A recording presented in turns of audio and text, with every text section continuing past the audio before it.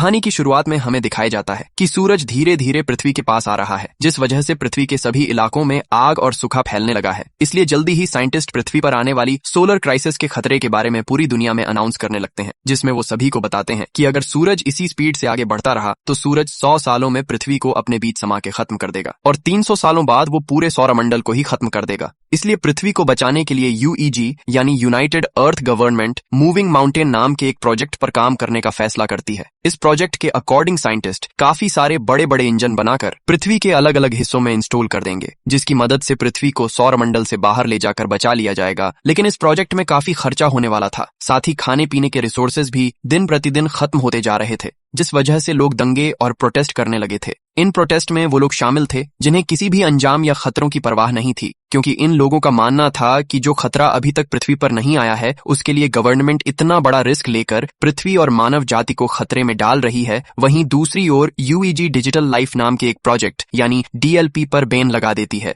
जिस वजह से प्रोटेस्ट और भी ज्यादा बिगड़ जाते हैं, क्योंकि डीएलपी एक कट्टर ग्रुप था जिसका मानना था कि इंसानों का फ्यूचर सिर्फ कंप्यूटर में है। असल में वो एक ऐसा प्रोग्राम डेवलप करना चाहते थे जिससे इंसान अपने दिमाग को एक डिस्क में अपलोड कर सकता था, लेकिन रिसोर्सेज की कमी के कारण वो इस प्रोग्राम को आगे नहीं बढ़ा सकते थे। इसलिए रिसोर्सेज के लिए वो हैकिंग करके यूईजी पर आतंकवादी हमला करते रहते थे। इन सब के बीच यूईजी नोटिस करती है कि उनके मूविंग माउंटेन प्रोजेक्ट से लोगों का विश्वास उठाता जा रहा है, जिस कारण काफी सारे लोग इस प्रोजेक्ट को रोकने की कोशिश कर रहे हैं। पर तभी चाइनीज एम्बेसडर जाओ इस प्रोजेक्ट के पहले पार्ट को कंप्लीट करने का कहते हैं, क्योंकि उनका मानना था कि पहला पार्ट जल्द ही पूरा हो जाएगा और लोगों को दोबारा उनके मूविंग माउंटेन प्रोजेक्ट पर विश्वास होने लगेगा। जाओ कहते हैं कि इस पहले पार्ट को कंप्लीट करने के लिए सबसे पहले चंद्रमा पर मौजूद इंजन की टेस्टिंग की जाएगी, क्योंकि हम चंद्रमा को भी सौरमंडल से धकेलने का प्लान कर रहे हैं ताकि पृथ्वी का ग्रेविटी से कनेक्शन टूट जाए। वहीं यूईजी इस टास्क को कंप्लीट करने के लिए कई लोगों को एस्ट्रोनॉट्स के रूप में ट्रेन करने वाली थी, इसलिए वो कुछ सोल्जर को बेस पर इकट्ठा करती है, जहां हम लियो नाम के एक पायलट को देखते हैं। तभी लियो देखा है कि बेस प्रोटेस्टर से घिरा हुआ है और गार्ड उन्हें रोकने की कोशिश कर रहे हैं। उसी वक्त एक प्रोटेस्टर बेस के अंदर घुस आता है, पर हैन नाम की लड़की उस आदमी को मारकर नीचे गिरा देती है। ये देखकर लियो हैन से काफी इंप्रेस होता है और उसके साथ जिंदगी गुजारने के सपने देखने लगता है। इसके बाद सभी ट्रेनर्स को एक एलिवेटर में बैठकर अंतरिक्ष में भेज दिया जाता है,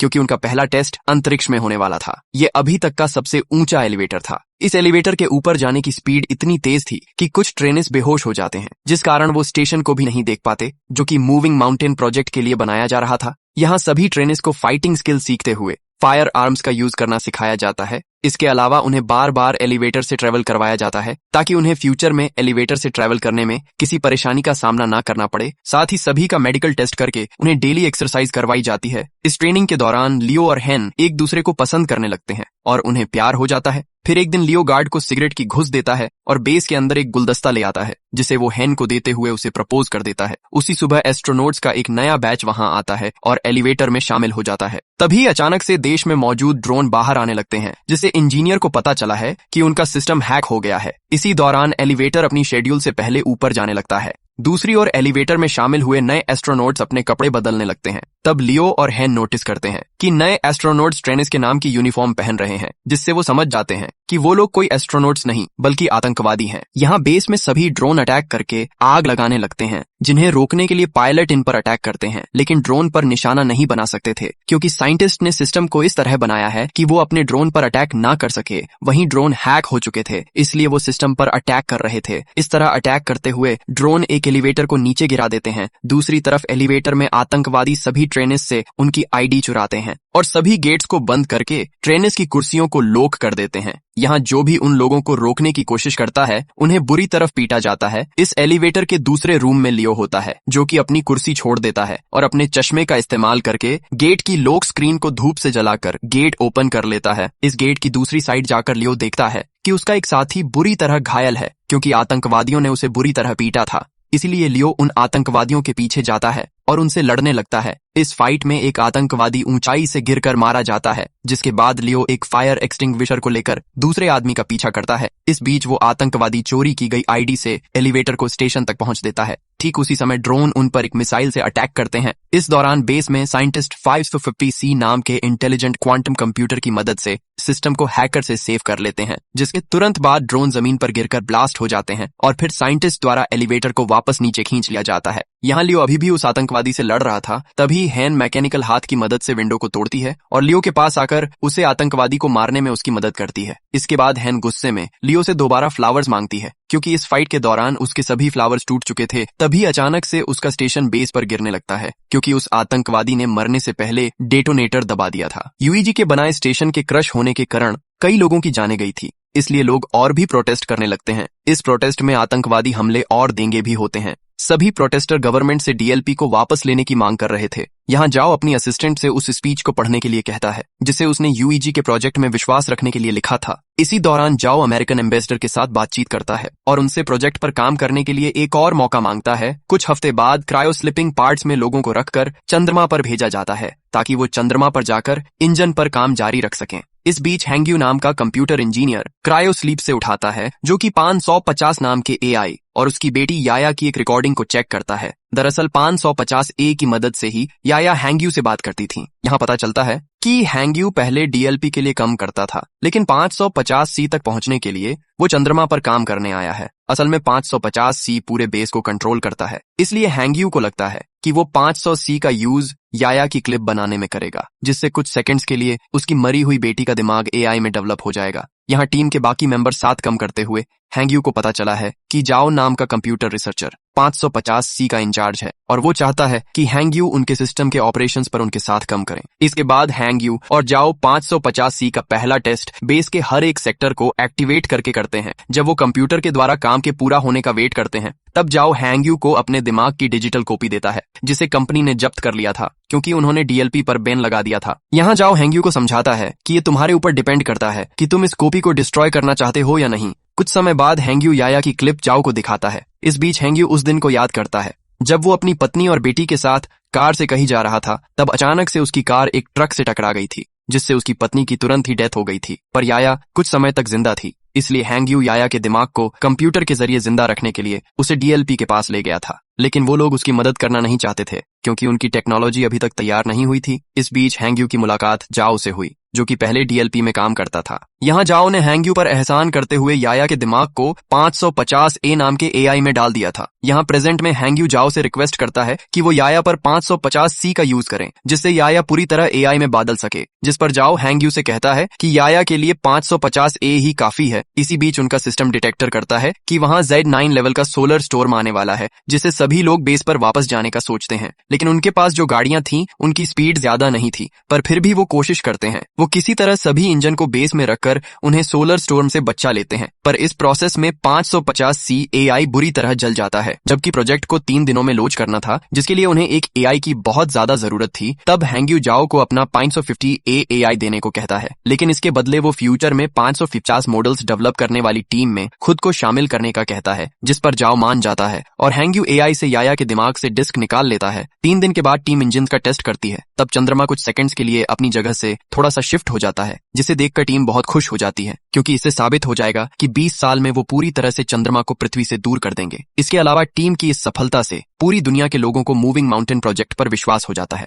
कुछ महीनों बाद वो पृथ्वी पर इंजन का टेस्ट करते हैं, जिससे सभी स्क्रीन ब्लैक हो जाती हैं और लोगों को लगता है कि उनका टेस्ट फेल हो गया है। लेकिन अचानक उन्हें फील होता है कि जमीन हिल रही है। वहीं दूसरी ओर बेस पर मौजूद एस्ट्रोनॉट्स को आसमान में एक लाइट जलती हुई दिखती है। इससे यूईजी के साइंटिस्ट प्रूव करते हैं कि पृथ्वी अपनी जगह से थोड़ी दूर पर शिफ्ट हुई है। ये जानकर पूरी दुनिया जश्न मनाने लगती है। इसी तरह कई साल बीत जाते हैं और यूईजी बहुत ही शक्तिशाली इंजन को बनाती है, जो कि पृथ्वी और चंद्रमा को धक्का देकर मूव करके सौर मंडल से दूर कर देगा। साथ ही इस प्रोजेक्ट का नाम अब द वंडरिंग अर्थ रखा जाता है और 550 सी द्वारा कई बिल्डिंग्स को बनाया जाता है। जिसके बाद यूईजी हर साल एक नया टेस्ट करती है, जिससे उनकी थ्योरी सही साबित होती है। इस तरह लोग यूईजी के प्रोजेक्ट को पूरी तरह एक्सेप्ट कर लेते हैं, जिस कारण डीएलपी पूरी तरह से गायब हो जाता है। इसके अलावा लोगों में ये भी चर्चा होती है कि गवर्नमेंट ने जो अंडरग्राउंड सिटी बनाई है, उनके अंदर जाने के लिए लोगों को पास खरीदने होंगे। यहाँ पता चलता है कि हर साल पृथ्वी का रोटेशन धीमा हो रहा था, जिससे एक दिन में 24 घंटे की जगह 60 घंटे का सिस्टम हो गया है और ग्लोबल इंटरनेट भी अब बंद हो चुका था। साथ ही पृथ्वी पर अब बाढ़ और सोलर रेडिएशन जैसी समस्याएं आने लगी थी, जिससे कैंसर की बीमारी बढ़ने लगती है। इधर लियो और हैन शादी कर लेते हैं और उनका एक लड़का होता है। वो दोनों परेशान होते हैं क्योंकि उन्हें उनके बेटे के लिए अंडरग्राउंड सिटी का पास नहीं मिला था। इसी बीच हैंग को कैंसर हो जाता है, जिससे वो दोनों और भी परेशान हो जाते हैं। यहाँ हैंग यू नए 500 डेवलपमेंट की हेल्प से याया के लिए एआई बनाता है, जिसे वो 550 का नाम देता है। यहाँ हमें बताया जाता है कि स्टेशन को गिरे हुए 14 साल बीत चुके हैं और अब लियो मेजर की पोस्ट पर आ चुका है। एक दिन लियो को अंतरिक्ष में भेजने के लिए उसका इंटरव्यू लिया जाता है। यहाँ 550W उसका इंटरव्यू लेता है और बताता है कि लियो की स्किल्स इंप्रेसिव हैं। इसके अलावा 550W लियो की फैमिली में हो रही परेशानियों के बारे में भी बताता है और कहता है कि लियो को पृथ्वी पर रहकर अपनी फैमिली की देखभाल करनी चाहिए, जिस पर लियो कहता है कि मुझे अपनी फैमिली को पीछे छोड़ने का दुख है, लेकिन मुझे अपने बेटे को अंडरग्राउंड सिटी में भेजने के लिए बेस पर आकर काम करना पड़ेगा। यहाँ मिरर के दूसरी साइड प्रोजेक्ट के इंचार्ज साइंटिस्ट इस इंटरव्यू को सुन रहे थे, जिसमें हैंग यू लियो की बातें सुनकर अपनी बेटी की याद करने लगता है। इसके बाद 550W बताता है कि हैंग की जल्दी ही डेथ होने वाली है, जिस कारण लियो पूरी तरह से टूट जाएगा और स्ट्रेस टेस्ट में फेल हो जाएगा। इंटरव्यू के बाद लियो हैन के साथ टाइम स्पेंड करने के लिए अस्पताल जाता है, जहां हैन कहती है, मैं आखिरी बार अपने होम टाउन को देखना चाहती हूँ, पर मौसम की समस्याओं के कारण उसे होम टाउन में ले जाना बहुत मुश्किल था। इधर हैंग यू लियो की बातों से इतना इमोशनल हो गया था कि वो चोरी से बेस में घुसकर याया के दिमाग को 550W से जोड़ देता है और उसे सिस्टम में देखने लगता है, जिससे वो इमोशनल होकर रोने लगता है। तभी जाओ गार्ड्स के साथ वहां आ जाता है और हैंग यू को समझाने लगता है कि उसे याया की डेथ को एक्सेप्ट करना होगा, जिस पर हैंग यू मना कर देता है और याया को पूरी तरह से 550W में अपलोड कर देता है, जिससे चंद्रमा के सिस्टम में तुरंत प्रॉब्लम आना शुरू हो जाती है और सभी इंजन्स फेल होने लगते हैं। इसके बाद गार्ड्स हैंग यू को पकड़ लेते हैं और अपने साथ ले जाते हैं। इधर जाओ याया के डिस्क को निकालकर 550W एआई को बंद कर देता है। इस बीच लियो अपने पुराने दोस्तों के जरिए एक जेट उधार लेता है और हैन को उसके होम टाउन ले जाता है। कुछ ही समय में वो शंघाई सिटी में लैंड करते हैं, जो कि अब बर्फ से जमी हुई बंजर जमीन बन चुकी थी। दोनों सितारों को देखते हुए बातें करते हैं, जहां हैन लियो से कहती है कि मैं समय आने पर शान से मरना चाहती हूँ। यहाँ यूईजी के लोग हैंग यू के द्वारा की गई सिस्टम प्रॉब्लम्स के बारे में बात करते हैं और नोटिस करते हैं कि ये उस हैकिंग की तरह ही है जो कुछ सालों पहले ड्रोन और एलिवेटर के साथ की गई थी। इसलिए सभी 550W के सिस्टम को हैक करके सही करने का सोचते हैं, लेकिन वो हर बार ब्लॉक हो जाते हैं। तभी अचानक चंद्रमा के इंजन ब्लास्ट हो जाते हैं, जिससे चंद्रमा पृथ्वी की ओर आने लगता है। दूसरी तरफ जाओ समुद्र के पास खड़ा होता है और सभी देशों के लीडर्स को एक इमरजेंसी अलर्ट सेंड करता है, क्योंकि सुनामी धीरे धीरे बढ़ रही थी, जो जल्द ही जमीन से टकरा जाती है। इस इमरजेंसी के कारण लियो को भी वापस ड्यूटी पर बुलाया जाता है। वहीं लीडर्स पहले से ही अंडरग्राउंड सिटी को खोलना शुरू कर देते हैं ताकि वो सुनामी से लोगों की जान बचा सकें। यहाँ लियो के मिशन पर जाने से पहले ही हैन की डेथ हो जाती है, इसलिए उनके बेटे को हैन के पिता अंडरग्राउंड सिटी में मिल जाते हैं। इस बीच जाओ यूईजी से सपोर्ट मांगते हुए कहता है कि उन्हें पृथ्वी के सभी परमाणु हथियारों का इस्तेमाल करके चंद्रमा पर अटैक करना होगा, ताकि वो चंद्रमा को पृथ्वी से टकराने से रोक सकें, जिस पर सभी देश अपने अपने हथियार सौंपने के लिए मान जाते हैं। इस बीच जाओ हैंग यू से मिलने के लिए जेल में जाता है और उसे बताता है कि वो पृथ्वी के इंजन्स को जल्द से जल्द एक्टिव करना चाहते हैं, लेकिन इसके लिए उन्हें ग्लोबल इंटरनेट को फिर से एक्टिव करना पड़ेगा। साथ ही जाओ बताता है कि इंटरनेट का एक सर्वर पानी में डूब गया है, जिसकी केयर करने के लिए उन्हें हैंग यू की जरूरत है, लेकिन हैंग यू जाओ की बात नहीं मानता है। तब जाओ उसे याया की दिमाग की डिस्क दिखाकर उसे ब्लैकमेल करता है, जिससे हैंग यू को उसकी बात माननी पड़ती है। इसके बाद हम देखते हैं कि परमाणु को ट्रांसपोर्ट करने के लिए लियो के साथ साथ कई पायलट को चुना जाता है। वहीं पृथ्वी पर मिसिंग इंटरनेट सर्विस की देखभाल के लिए 3 टीम्स को बीजिंग, टोक्यो और डैलिस भेज दिया जाता है। इसके बाद चुने हुए पायलट शटल्स के साथ चंद्रमा के लिए रवाना हो जाते हैं, जहां अंतरिक्ष में एस्ट्रॉइड्स प्लैनेट तेजी से शटल्स से टकराने लगते हैं, जिससे कई शटल्स क्रैश हो जाते हैं और टीम को 200 हथियारों का लॉस हो जाता है। थोड़ी ही देर में बाकी के शटल्स चंद्रमा की सतह पर आ जाते हैं, लेकिन तभी एस्ट्रॉइड्स एक शटल को हिट कर देता है, जिससे लियो की शटल भी क्रैश हो जाती है। इसलिए उन्हें मजबूरन जमीन पर उतरना पड़ता है। इस दौरान उन्हें 384 हथियारों का फिर से लॉस हो जाता है। यहाँ बचे हुए लोग टेप को ढूंढने लगते हैं ताकि वो उनके टूटे हुए हेलमेट को ठीक करके अपने घाव पर पट्टी कर सकें। इसके बाद वो लोग तय करते हैं कि वो लोग बचे हुए हथियारों को पैदल ही चंद्रमा पर फिट कर देंगे, पर लून नहीं चाहता था कि इस काम को करके यंग लोग मारे जाएं। इसीलिए वो अकेला शटल से बाहर आकर गेट को बंद कर देता है। यहाँ पृथ्वी पर तीनों टीम्स सर्वर की जगह पर पहुंचकर पानी के नीचे चली जाती है, जहाँ ड्रोन और स्पेशल टूल्स की मदद से हैंग यू की टीम बिल्डिंग में जाती है और सर्वर का दरवाजा ढूंढने लगती है। लेकिन जब वो दरवाजे को जबरदस्ती खोलते हैं तो उनका एक आदमी बुरी तरह घायल हो जाता है। तब जाओ उसके घावों को सही करने की कोशिश करता है, लेकिन उनके पास घाव को ठीक करने के लिए कोई सामान नहीं था, जिस कारण उस आदमी की डेथ हो जाती है। जिसके बाद हैंग यू और जाओ इंटरनेट को वापस लाने के लिए कनेक्शन बनाने का डिसीजन लेते हैं। दूसरी तरफ लियो हथियारों को एक ट्रक से ले जाने लगता है। तभी अचानक चंद्रमा का मालवा पृथ्वी से टकराता है, जिस वजह से बिल्डिंग्स हिलने लगती हैं और कुछ हार्डवेयर जाओ के पैर पर गिर जाते हैं, जिससे वो बुरी तरह फंस जाता है। तभी उस रूम में पानी भरने लगता है। दूसरी ओर हैंग यू अपने ड्रोन की मदद से भी रूम का गेट नहीं खोल पा रहे थे, इसलिए जाओ उसे जल्दी से पासवर्ड की दे देता है। पर इस दौरान जाओ की पानी में डूबने से डेथ हो जाती है। इसके बाद चंद्रमा का मलबा पृथ्वी की मेजर लोकेशंस को डिस्ट्रॉय करने लगता है, जिससे अंडरग्राउंड सिटीज में जा रहे लोग पैनिक होने लगते हैं। वहीं यूईजी में जाओ को बुरी खबर मिलती है कि उनके पास परमाणु हथियारों को एक साथ ब्लास्ट करने के लिए समय नहीं है, जिससे जाओ उम्मीद खो देता है। पर तभी उसका एक आदमी उसे सल्यूशन बताता है कि अगर वो अंतरिक्ष में और भी एस्ट्रोनॉट्स को भेज देंगे तो हथियारों को मैन्युअली ब्लास्ट किया जा सकता है, यानी कि सभी एस्ट्रोनॉट्स को अपना सेक्रीफाइस करके दुनिया को बचाना होगा। इस ऑपरेशन के लिए 300 लोगों की जरूरत थी। यहाँ एक पुराना पायलट कहता है कि ऐसा करना हमारा कर्तव्य है, पर यंग लोग फ्यूचर की देखभाल करने के लिए हैं, इसलिए उनका सेक्रीफाइस ना किया जाए। उस पायलट की बात मानते हुए सभी पुराने पायलट को एस्ट्रोनॉट्स की टीम के साथ चंद्रमा पर पहुंचा दिया जाता है, जहां ल्यू उन्हें आता हुआ देखकर चौंक जाता है, लेकिन उसका कम्युनिकेटर टूट गया था, इसलिए वो पृथ्वी पर वापस लौटने से पहले अपने पुराने टीचर और ट्रेनिंग पार्टनर्स को गुड बाय नहीं बोल पाता है। दूसरी ओर यूईजी बताती है कि टोक्यो और डैलिस के सर्वर वापस आ चुके हैं, लेकिन बीजिंग का सर्वर अभी तक नहीं आया है। यहाँ बीजिंग में हम हैंग्यू को देखते हैं, जिसकी रूम में पानी भरने लगता है और वो की को सही कंप्यूटर से नहीं जोड़ पाता। तभी चंद्रमा पर एस्ट्रोनॉट्स सभी परमाणु हथियारों को ब्लास्ट करने लगते हैं। ठीक उसी समय हैंग्यू भी उसकी माइंड डिस्क को एक कंप्यूटर से जोड़ देता है, जिससे चंद्रमा पूरी तरह ब्लास्ट हो जाता है। पर अब चंद्रमा का मलबा तेजी से पृथ्वी की ओर आ रहा था, इसलिए पृथ्वी को जल्द ही वहां से हटाने की जरूरत होती है। यहाँ हैंग्यू याया की क्लिप को एक्टिव करता है और उसे की दिखाकर अंदर से इंटरनेट को एक्टिव करने के लिए कहता है। तभी रूम में पानी भर जाता है, जिससे हैंग्यू की भी डेथ हो जाती है। वहीं चंद्रमा का मलबा पूरी दुनिया में गिरने लगता है। तभी यूईजी इमरजेंसी मैसेज भेजकर बताता है कि उनका मिशन फेल हो चुका है, जिससे शहरों में दंगे होने लगते हैं। वहीं जाओ हार नहीं मानता और अपनी टीम को इंजन्स में आग लगाने को कहकर उन्हें उल्टी गिनती शुरू करने को कहता है। इसी दौरान बीजिंग में हैंग्यू का दिमाग अचानक कंप्यूटर के अंदर एक्टिव हो जाता है, जहां वो अपनी बेटी से दोबारा मिलकर बहुत खुश होता है। इसके बाद हैंग्यू एआई में जाकर इंटरनेट सर्वर को एक्टिव कर देता है। तभी जाओ के आदेशों का पालन करते हुए एक आदमी इंजन्स को स्टार्ट कर देता है और फिर देखते ही देखते पृथ्वी मूव करने लगती है और चंद्रमा के मलबे से बच जाती है।